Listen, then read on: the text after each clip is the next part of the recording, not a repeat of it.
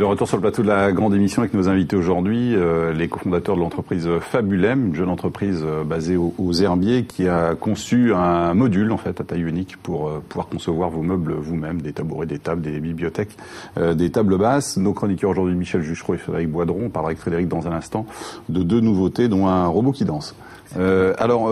Emmanuel, pour revenir à ce qu'on se disait tout à l'heure, il y a eu plusieurs prototypes avant d'arriver à ce LEM-là. Oui, alors les premières maquettes étaient en bois, faites dans notre garage. D'accord. Comme beaucoup de success stories californiens.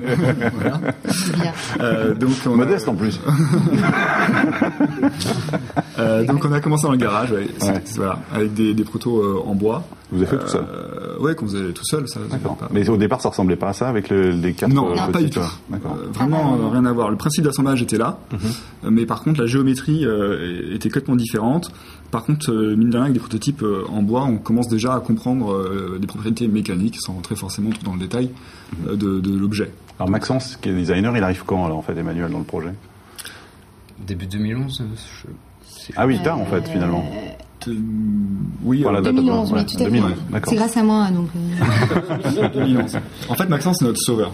Parce qu'on arrive à un moment du projet où justement, on en est à l'étape des prototypes en bois, on avait même fait des prototypes en plastique, on est allé un peu plus loin. Mais voilà, il y avait un brevet, un système d'assemblage, c'était très fonctionnel, mais c'était pas très beau. Ah, d'accord. Voilà. Et donc, il fallait passer par un designer, de toute façon, c'était obligatoire. Pour nous, c'était pas évident. Enfin, en tout cas, pour moi, pour Marie, ça l'était, parce qu'elle connaissait assez bien le métier de designer. En fait, j'ai rencontré quelqu'un qui m'a ouvert les yeux sur le métier de designer et qui m'a fait rencontrer Maxence, enfin, qui nous a fait rencontrer Maxence. Et qui a donc ouvert des portes, une autre façon de voir. Enfin, on avait besoin de quelqu'un aussi qui regarde les choses avec un peu de recul pour nous dire voilà, il y a des choses qui sont bien dans ce que vous avez fait, mais il faut qu'on y travaille parce que le meuble, ça a quand même ses codes que nous on n'avait pas forcément. Il y a des problématiques de taille. Voilà, le LEM n'avait pas cette taille-là, donc on l'a réarrangé. Donc Maxence, au départ, quand vous arrivez, on vous présente les maquettes en bois. Donc, voilà, oui, des maquettes en bois. Donc vous rigolez, forcément. Non, du tout. Des maquettes en bois, des maquettes en plastique, qui étaient creuses, si je me souviens bien.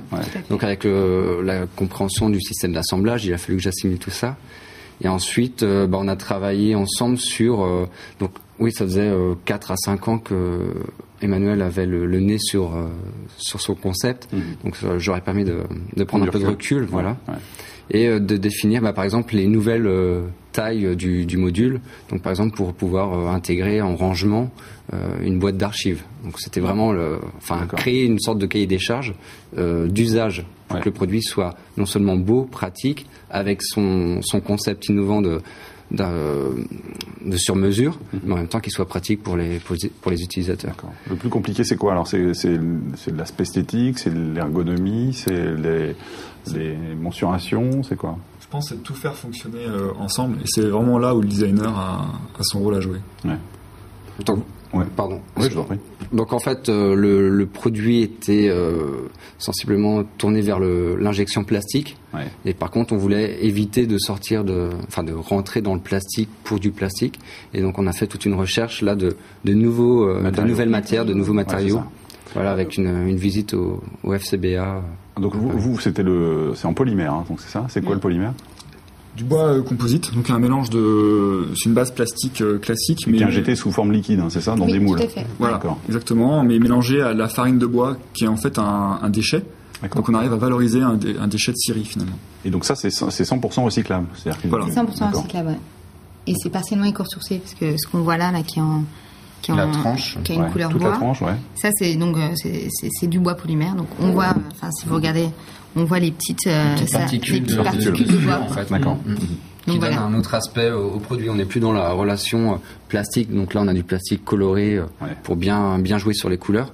Mais sur la tranche, on a voulu donner un autre aspect au plastique, que ce soit par la vue, par le toucher, même par l'odorat. Parce que vous auriez pu faire quelque chose assez classique, laqué blanc, comme on voit sur beaucoup de meubles aujourd'hui. Mais pour vous, il fallait que ce soit 100% recyclable. Ça faisait partie du concept. Aujourd'hui, nous, on s'est inscrit dans une démarche d'éco-conception. Ce qui nous semblait être le minimum. Et donc, effectivement, la matière est un des éléments qui participent à l'éco-conception. D'accord.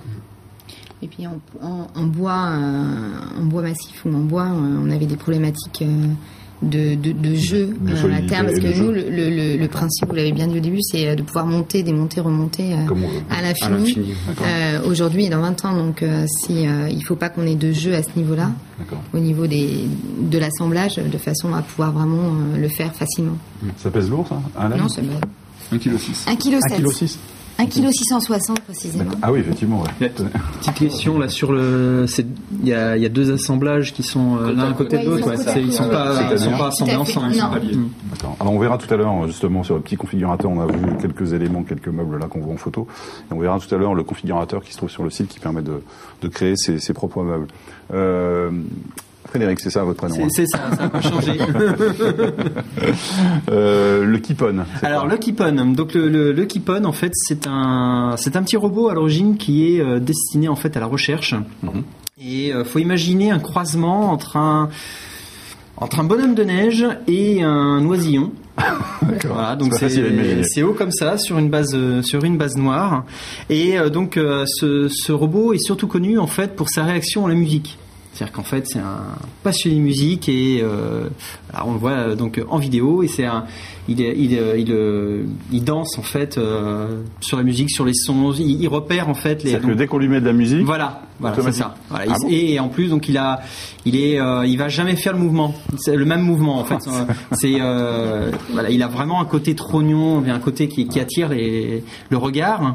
Et en plus, il a un côté donc social. C'est-à-dire qu'en fait, il permet en fait d'étudier la façon dont les humains réagissent face à un objet animé. C'est-à-dire, par exemple par exemple, en fait, il est utilisé donc dans certains hôpitaux psychiatriques avec des enfants autistes. D'accord. Exactement, où donc les enfants ont le robot en face et en fait le robot leur attire donc le regard voilà, et il y a un moyen de communiquer, un moyen de commencer en fait une certaine forme je reprends le mot encore de communiquer et c'est voilà, donc ce robot il est pas super joli en termes de design Maxence, ça fait faire un effort.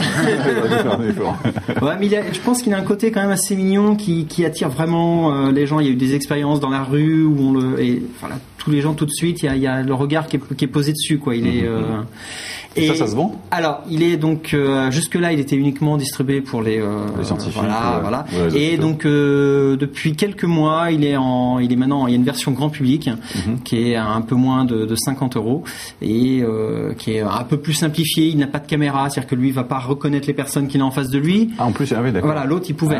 Mais par contre, il va réagir à la musique et il va réagir au toucher, au bruit. D'accord. Si on fait du bruit, il va un petit peu. Voilà, il a.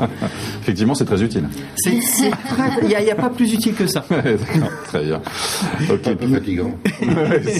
Pinocchio, c'est qui? Alors Pinocchio, on va partir un petit peu dans ce genre d'univers un peu kawaii, un peu mignon. Je sais pas si vous vous rappelez de Luxo, de Pixar, en fait, la petite lampe qui saute, qui joue avec une baballe, donc dans les films de Pixar. Eh bien, donc il y a 3 étudiants néo-zélandais qui ont eu l'idée d'essayer de la reproduire, et donc ils ont créé donc une lampe qui s'appelle Pinocchio avec un K.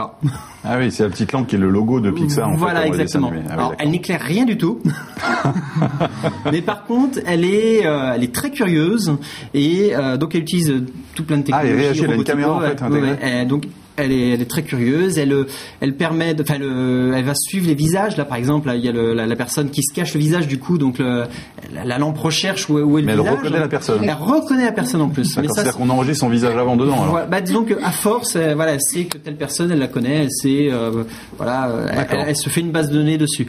Et ce qui est assez drôle avec cette lampe, c'est quand on tente de l'éteindre, eh ben elle se laisse pas faire et donc elle va rallumer elle-même la lampe parce que elle a envie de rester un peu en vie quoi, donc de continuer à donc voilà, on a beau l'éteindre, la lampe elle-même va revenir se rallumer. D'accord. Et ça s'achète? Alors On peut pas l'acheter, mais par contre, comme l'imprimante 3D de la semaine dernière, les plans sont simplement disponibles sur Internet et rien ne vous empêche de télécharger les plans et de vous la monter vous-même pour la mettre sur le bureau. Évidemment. Voilà, à vos outils. Non mais il faut commercialiser ça, c'est pas mal, ça marche pas bien ça. Alors oui, mais vu que la lampe est, alors celle-là en tout cas, ce modèle, il est mis dans le domaine public, on ne peut pas le commercialiser comme ça. Il y a des licences en fait qui existent pour le rendre complètement libre. Alors après, en modifiant, on peut le déposer. Très bien. Voilà. Merci beaucoup, Frédéric. Alors, on va voir comment ça fonctionne le LEM, justement, et comment on peut assembler des meubles avec cette petite vidéo qui se trouve sur votre site internet, qui est un configurateur, en fait, qui permet au tout public d'aller sur le site. On va voir ça. Et donc, on peut configurer toutes sortes de meubles avec le nombre de LEM qu'on souhaite, hein, c'est ça? Vous allez nous commenter la vidéo qu'on va voir, si tout va bien. Voilà. Je vous laisse commenter, Manuel, ou Maxence. On part d'un LEM, et en fait, sur chaque côté du LEM, on va avoir les possibilités de mise en place d'une entité. On choisit sa couleur. Voilà. Effectivement, ça ressemble à des logiciels type Lego. Ah oui, on peut changer les couleurs de toutes les faces, en fait. Oui, c'est ça, ouais. Il y a combien de couleurs? Il y a 11 couleurs. 11 couleurs. Et on peut avoir, une couleur par LEM, en fait. D'accord. Ah, on peut voir la configuration. À l'échelle humaine. À l'échelle humaine. D'accord. C'est un outil qui est assez pratique parce qu'on a beaucoup de mal à expliquer tout ce qu'on peut faire avec un nombre de LEM. Nous, on a commencé à calculer ce qu'on pouvait faire avec 12 LEM, 20 LEM, etc. Et au bout d'un moment, on n'y arrive plus parce que c'est exponentiel. D'accord. C'est-à-dire qu'on peut changer son meuble quand on veut de forme, quoi. Exactement. On peut faire vraiment beaucoup de choses. On peut aller jusqu'à quoi? 20 LEM, c'est ça? Sur le site, c'est 21? Non, on peut aller jusqu'à... 100. Il n'y a pas de limite, en fait. Il n'y a pas de limite, ouais. Tant que ça tient. D'accord. Voilà, il faut avoir des petits ratios. Par exemple, si on n'a qu'un LEM en largeur, on peut pas monter sur 10 LEM de haut parce que je pense qu'à un moment... Le minimum, c'est 4, quoi. 4 LEM, c'est bien. 4 LEM, c'est bien. On a fait un meuble à 70 LEM, là. Donc, à 70 en tout. En tout. Pas en tout. Il fallait que ce soit un modèle de taille unique. De toute façon, c'était le principe. Ouais. C'est plus simple pour vous, même en termes de production, notamment. Oui, carrément. Ouais. C'est l'astuce industrielle, en fait. Hein. Oui, c'est ça. On investit dans des moules, donc c'est un investissement qui est très lourd. Donc autant en faire qu'un. Ouais. Et donc pouvoir répéter avec ces briques élémentaires le maximum de choses. LEM, ça vient d'où? Alors le mot LEM, il y a trois origines pour nous en tout cas. Hein. Le LEM, c'est un terme de sémantique. Hein. À partir de LEM, on fait des mots. À partir de mots, on fait des phrases. Puis on raconte des histoires. Donc nous, à partir de LEM, on fait des meubles. À partir de meubles, vous créez votre histoire, votre univers. D'accord. Et c'est aussi il y a le LEM mathématique. Alors ça s'écrit pas pareil. Hein. C'est écrit LE2ME. Pareil pour le LEM sémantique. Et le LEM mathématique, c'est une étape dans la démonstration d'un théorème. Donc là aussi, c'est à partir d'un LEM, on démontre des choses. Et puis c'est le Lunar Explorer Module. Voilà. Pardon, le Lunar Explorer Module, c'est le module avec lequel on s'est posé pour la première fois sur la Lune. D'accord. On a vu quelques configurations de meubles possibles. Hein. Voilà. Il y a toutes les hauteurs, Voilà, là on est sur 3 hauteurs, 4 de large dans le meuble du fond. Très bien. D'abord, on va marquer une dernière pause dans cette grande émission et se retrouver pour la 3e partie avec les conseils de Michel dans un instant. Oui, essayer de donner des conseils aux parents pour ménager le sommeil de fin de nuit de nos enfants. Et puis on verra comment les jeunes créateurs donc, de Fabulem envisagent l'avenir de leur entreprise. À tout de suite.